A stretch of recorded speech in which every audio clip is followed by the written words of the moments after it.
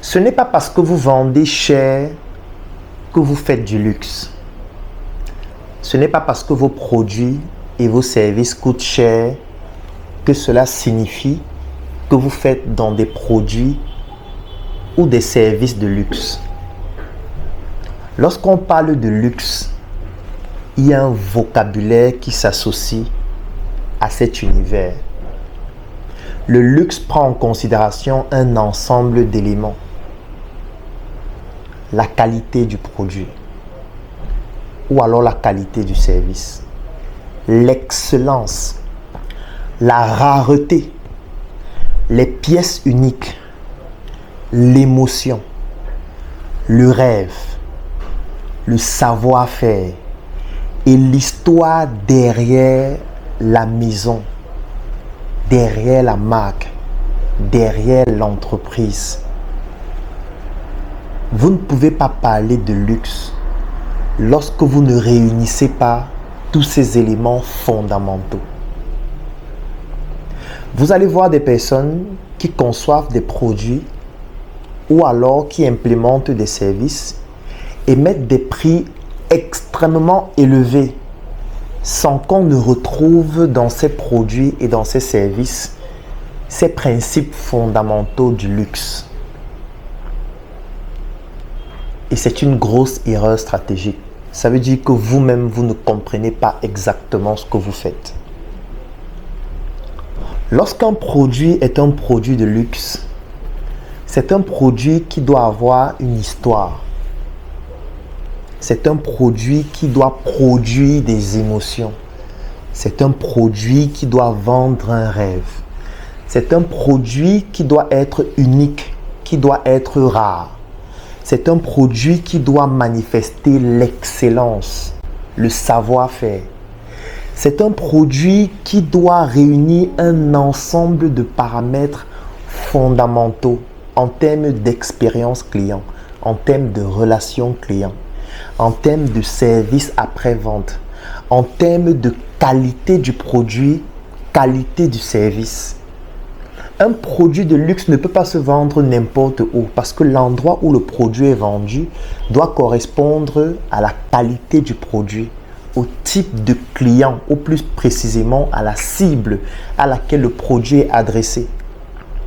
Un produit de luxe ne peut pas se vendre avec n'importe quel vendeur parce que les vendeurs doivent refléter le produit ou le service en question. Un produit de luxe ne peut pas se vendre dans un environnement qui ne correspond pas au luxe, qui ne peut pas accueillir des personnes qui recherchent ce luxe-là. Parce que ce que vous devez savoir aussi, c'est que lorsqu'on parle de luxe, on parle d'un critère qui permet aux personnes qui en bénéficient de pouvoir se différencier. Et là, je remets donc en exergue un élément fondamental du luxe, c'est l'aspect coûteux. C'est l'aspect qui me différencie des autres. Quelqu'un qui achète un produit de luxe, c'est quelqu'un qui veut montrer aux autres qu'il est dans une autre catégorie sociale. C'est quelqu'un qui veut montrer aux autres qu'il a atteint un certain niveau, qu'il peut se permettre un certain type de fantaisie à un certain coût que les autres ne peuvent pas. C'est quelqu'un qui va toujours essayer d'être différent. C'est quelqu'un qui va toujours essayer d'être en marge, qui ne va jamais vouloir ressembler à la masse, qui ne va jamais vouloir ressembler au grand public, qui ne va jamais vouloir s'identifier au même code des autres. Les personnes qui recherchent le luxe, les personnes qui achètent des produits de luxe, des services de luxe, ce sont des personnes qui ont un besoin de reconnaissance. Et c'est la raison pour laquelle lorsqu'on parle de luxe, on parle d'excellence, on parle de rareté, on parle de cherté, on parle de savoir-faire, on parle d'histoire de la marque, de la maison ou de l'entreprise. On parle des éléments fondamentaux comme l'émotion qu'on est capable de susciter auprès des personnes qui achètent ces produits. On parle d'un rêve, c'est-à-dire lorsque tu as ce produit ou ce service, tu passes à une autre dimension qui n'est pas accessible au commun des mortels. Mais aujourd'hui, on se retrouve avec des personnes qui conçoivent des produits et des services, qui mettent des prix extrêmement élevés alors que l'expérience ne correspond pas au luxe. Vous voyez quelqu'un qui va vendre des produits de luxe dans une boutique où il n'y a pas de parking. Ça veut dire, vous vous imaginez que quelqu'un vraiment qui recherche des produits luxueux n'a pas de voiture?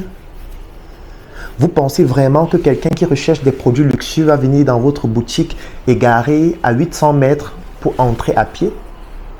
Vous pensez que quelqu'un qui recherche des produits de luxe va venir dans une boutique qui est située dans n'importe quel quartier? Vous pensez que quelqu'un qui recherche des produits de luxe va venir dans un endroit qui est accessible à tout le monde?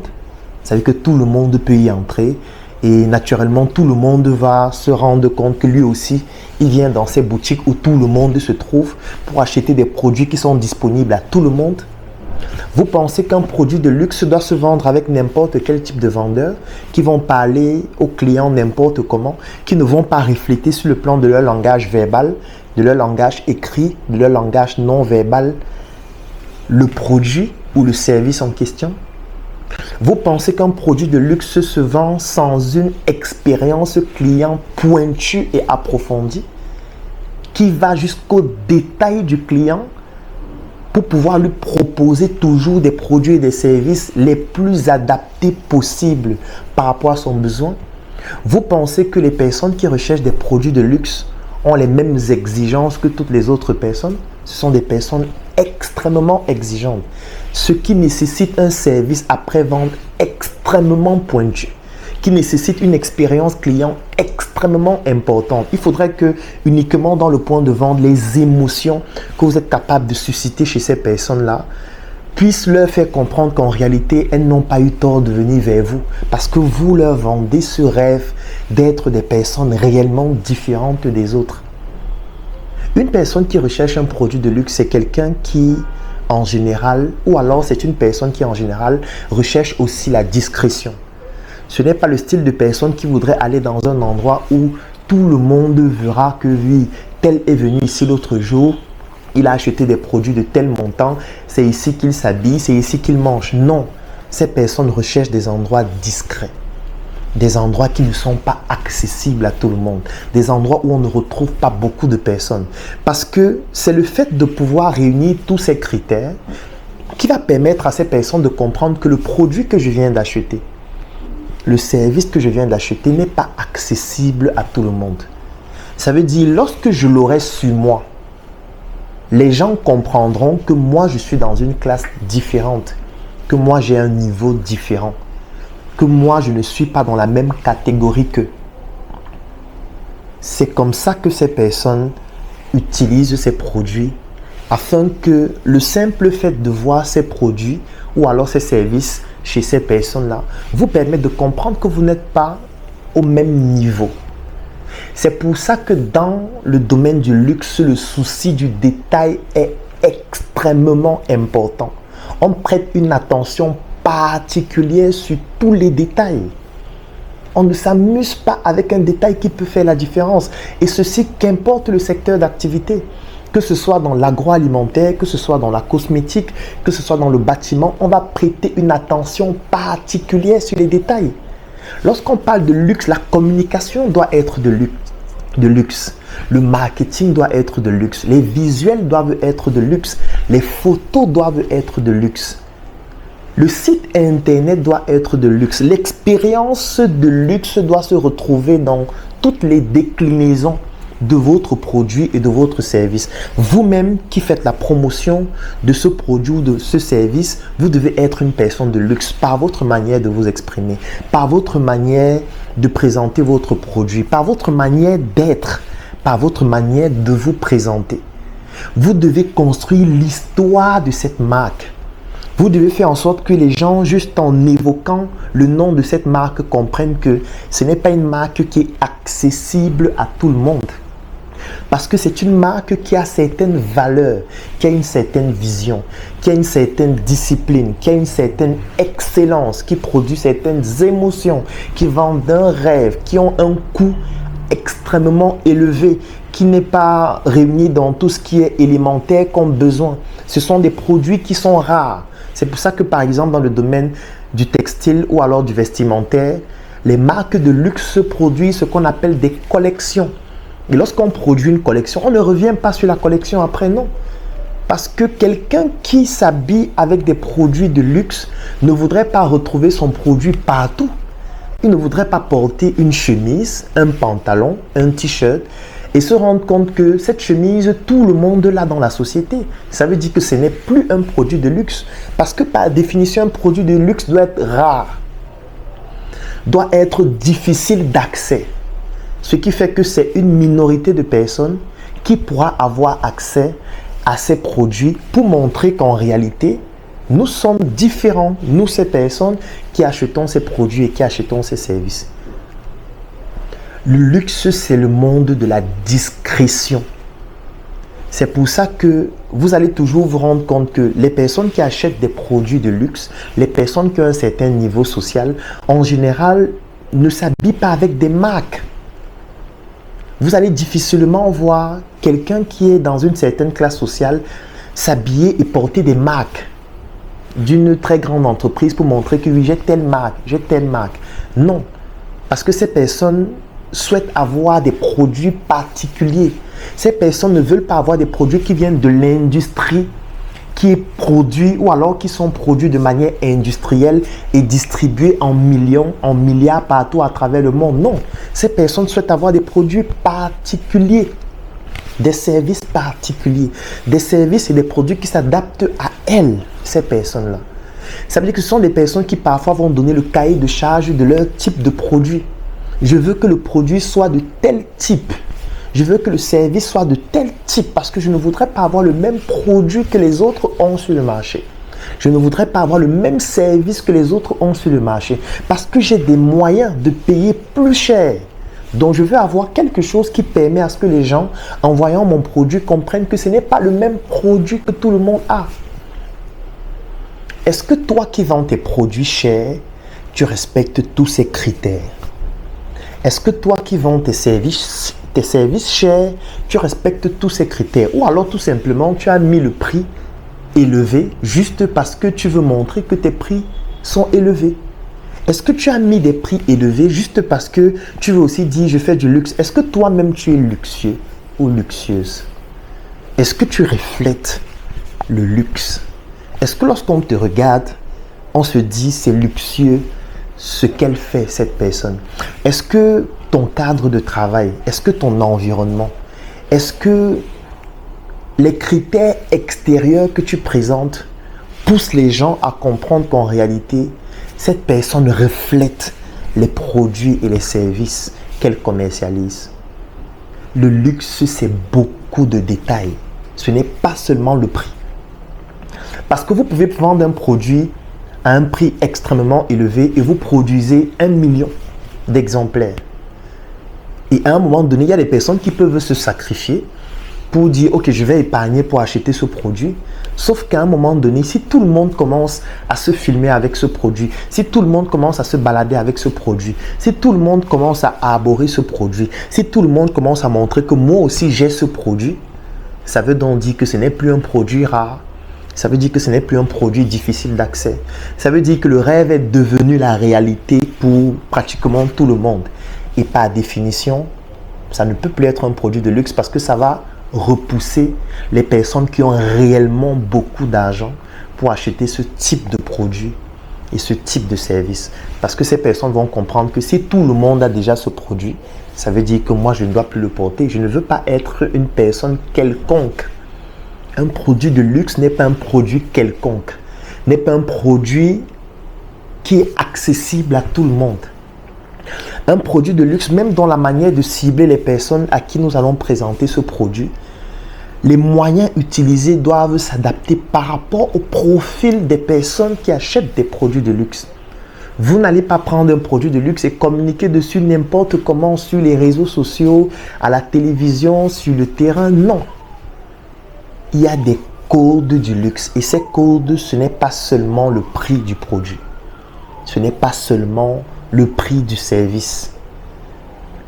Ça prend aussi en considération l'histoire de la marque, l'histoire de la maison, l'histoire de l'entreprise. Quelle est votre histoire? Quelles sont les étapes par lesquelles vous êtes passé? Quel est le degré de détail, de finition que vous mettez dans ce que vous faites, découlant de votre expérience qui date de 5 ans, de 10 ans, de 50 ans, de 75 ans. Comment est-ce que vous racontez l'histoire de votre marque? Comment est-ce que vous poussez les gens à avoir des émotions en utilisant vos produits? Comment est-ce que vous faites en sorte que, qu'importe l'endroit où les gens sont confrontés à vos produits, que ces personnes-là aient le reflet de l'excellence? Ça commence par le logo que vous utilisez. Ça commence par le conditionnement, par le packaging. Ça commence par la manière de présenter les produits. Ça commence par les canaux de communication que vous utilisez afin de commercialiser vos produits. Ça commence par les personnes qui doivent parler de votre produit, les personnes qui doivent communiquer sur vos produits. Ça commence par la qualité aussi du produit, la qualité du service. Ça continue aussi avec la rareté, je l'ai expliqué plusieurs fois. En fait, c'est un ensemble de critères qui permettent de vous positionner dans cette catégorie ultra particulière et sélective qu'est le luxe. Mais nous nous retrouvons dans un environnement où des personnes croient faire du luxe alors qu'elles-mêmes ne comprennent pas ce que c'est que le luxe. Et c'est un gros problème. Il est important de comprendre que vous ne pouvez pas faire du luxe au début de votre aventure entrepreneuriale. Vous ne pouvez pas vous lancer en entrepreneuriat en 2022 et vous sortez un produit sur le marché et vous commencez à dire mon produit c'est un produit de luxe. Non.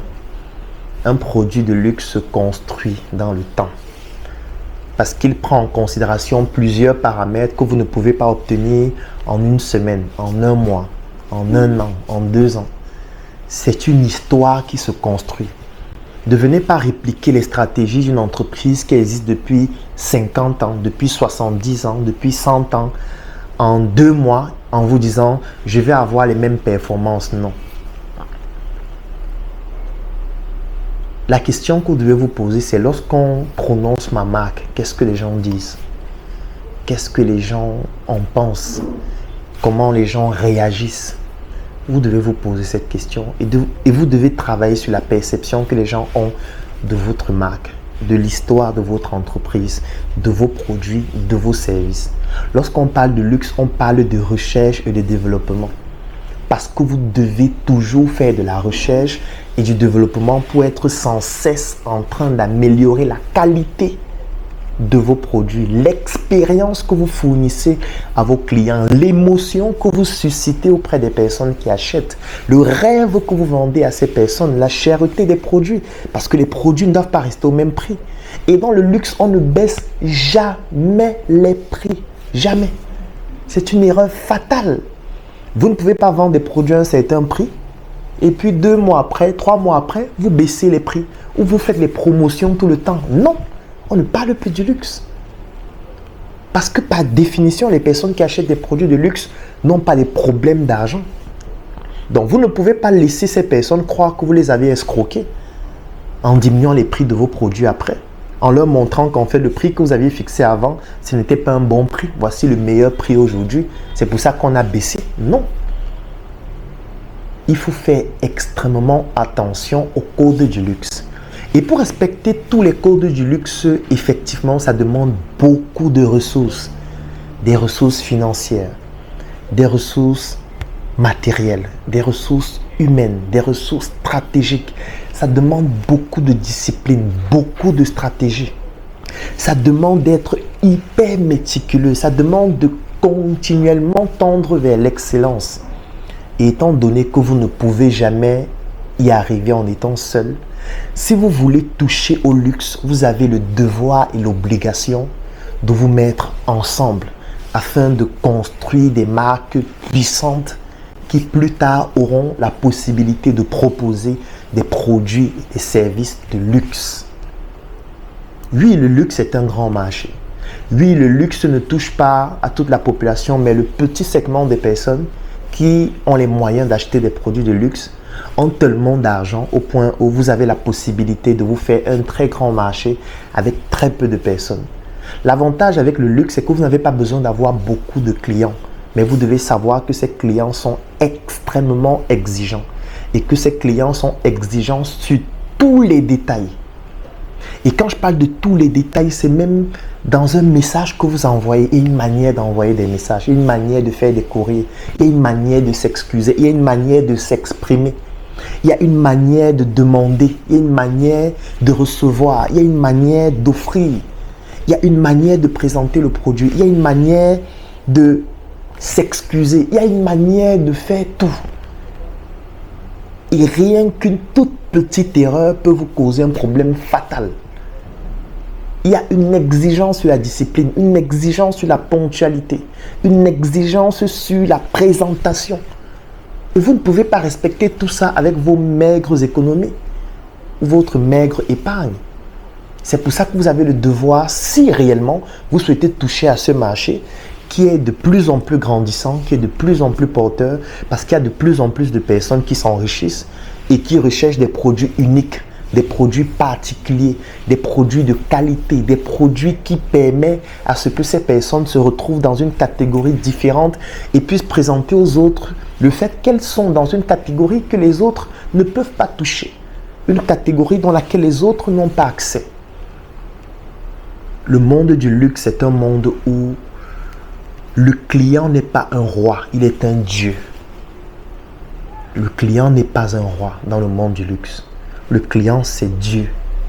C'est-à-dire que le client, on fait tout pour lui. On donne tout pour lui.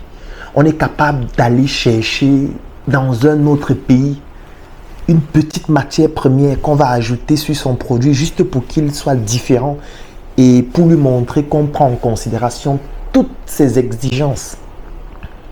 C'est ça le luxe. Et vous ne pouvez pas réussir à faire du luxe en étant seul, avec vos économies, ou alors avec votre tout petit budget, ou alors avec votre produit que vous venez de lancer, votre service que vous êtes en train de démarrer avec les membres de votre famille. Et c'est parce que vous ne pouvez pas faire le luxe ou développer des produits, des services de luxe en étant seul que j'ai décidé de vous proposer une solution qui s'appelle la tontine structurelle africaine. C'est mon 8e livre qui a été publié il y a de cela quelques semaines. Et dans ce livre, je présente donc une nouvelle approche de la tontine qui s'appelle la tontine structurelle africaine.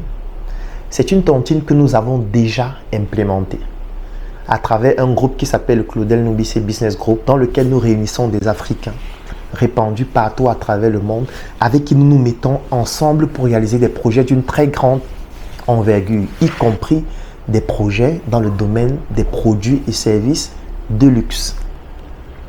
Et nous avons donc commencé avec 2 projets. L'un qui s'appelle Smart City, où nous sommes en train de construire des appartements de luxe que nous allons revendre. Et l'autre qui s'appelle Njoka, où nous sommes en train de développer une industrie agroalimentaire qui va proposer des produits de luxe. Aujourd'hui, c'est une tontine qui comporte plus de 140 personnes. Le groupe à travers lequel nous avons donc ces Africains comporte près de 1000 personnes à ce jour. Et comme nous ne voulons pas n'importe qui dans notre groupe et dans notre réseau, ce n'est pas un groupe qui est gratuit. L'accès coûte 120 000 francs tous les 12 mois. Si vous résidez au Cameroun et si vous êtes à l'étranger, ça vous revient à 300 € tous les 12 mois. Si vous aussi vous souhaitez nous rejoindre afin de pouvoir faire en sorte que nous puissions nous mettre ensemble pour réaliser des produits et des services de luxe afin de toucher ce marché qui n'est pas seulement en Afrique mais qui est aussi répandu partout à travers le monde.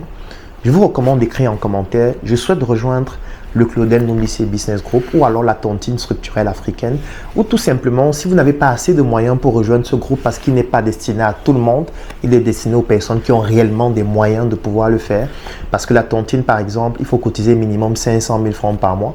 Donc vous devez vous deviner que ce n'est pas tout le monde qui a les capacités de le faire. Vous pouvez tout simplement acquérir ce livre qui coûte 10 000 francs ou alors 20 € afin de découvrir au moins ce que c'est, et cela pourra vous permettre de pouvoir soit l'implémenter dans votre environnement, soit le faire avec d'autres personnes qui sont dans votre cercle d'influence, parce que peut-être vous n'avez pas la possibilité de le faire avec nous, mais au moins vous allez comprendre qu'en réalité, il y a beaucoup d'astuces à l'intérieur qui vont vous permettre de pouvoir toucher à ce marché auquel vous ne pourriez pas avoir accès en étant tout seul. Donc, si vous souhaitez nous rejoindre, bénéficier du livre, rejoindre le groupe ou rejoindre la tontine structurelle africaine, écrivez en commentaire, je souhaite rejoindre le Claudel Noumisset Business Group que nous avons pour habitude d'abréger le CNBG, ou alors je souhaite rejoindre la tontine structurelle africaine, ou tout simplement je souhaite bénéficier du livre et nous allons vous contacter pour vous permettre de bénéficier de tout cela afin qu'ensemble nous puissions devenir plus puissants. Restez connectés et surtout portez-vous bien. À très bientôt pour une nouvelle chronique. Le Business Group, c'est un groupe que nous avons créé qui est sur Telegram et qui bientôt sera disponible en application Android et iOS, dans lequel je produis des chroniques chaque matin sur des thématiques business. Chaque week-end, tous les membres font du networking en partageant leurs opportunités, leurs affaires et leurs business. Et nous avons une tontine que nous faisons ensemble qui s'appelle la tontine structurelle africaine, qui permet à ce qu'on cotise de l'argent et puis on implémente des projets de grande envergure. Des projets dans le domaine de l'immobilier, de l'industrie, ainsi de suite. Donc voilà globalement ce que c'est. Ça coûte 10 000 francs par mois pour ceux qui veulent y adhérer. Et lorsque vous payez 12 mois, c'est-à-dire 120 000 francs, vous avez la possibilité d'être éligible pour faire la tontine avec les autres membres du groupe. Aujourd'hui, nous sommes à 800, peut-être 850 membres, et je pense ce matin. Donc voilà, globalement, c'est ça. Okay. J'ai vendu mon lit, mon frère. J'ai arrêté de dormir, ma soeur. Et depuis ce jour, je me pose des questions. Je remets tout en question. Je suis né en Afrique de père et mère nucléaire. Eux aussi, ils sont nés de leur père et mère nucléaire. Dans mes veines coule le sang.